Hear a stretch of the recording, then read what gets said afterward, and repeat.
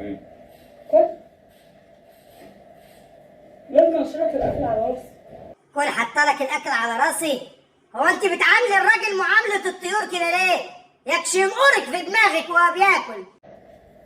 كل يا ابو حنين، كل يا ابو حنين، كل يا سي السيد، كل يا سيدي. انا مش مطمن لك يا ست انت.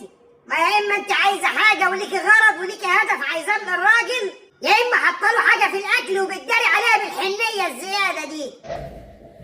الف هنا وشفا على قلبك. وانا اقدر ازعلك يا ابو حنين؟ ايه رايك في الكبده؟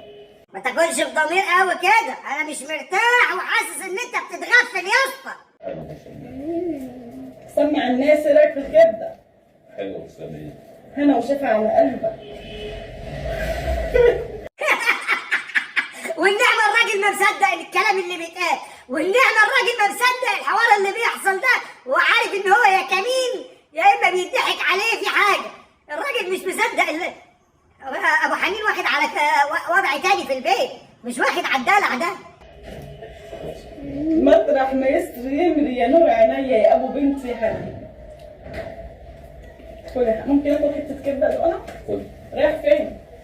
ابو حنين قال لك، ابو حنين خد ديله في اسنانه وهرب، قال لك هي لقمتين حلو نلحق نغسل غسيل معده، لو كلت الطبق كله ما اعرفش هيجرى لي ايه. اقفل بجلدك يا ابو حنين. على فين يا ابو حنين؟ ابو حنين لازم أنا اكمل الفيديو. على فين؟ ابو حنين تعالى يا ابو حنين. كفايه كفايه يا ابو حنين، خلاص عارف ان حاجه في مغرز، عارف ان هو هيغسل سجاد بعدها هيغسل مواعين، ما الحنيه دي وراها حاجه. فكفايه كفايه، عايز اشوفك وانت بتعامله ابو حنين بجد.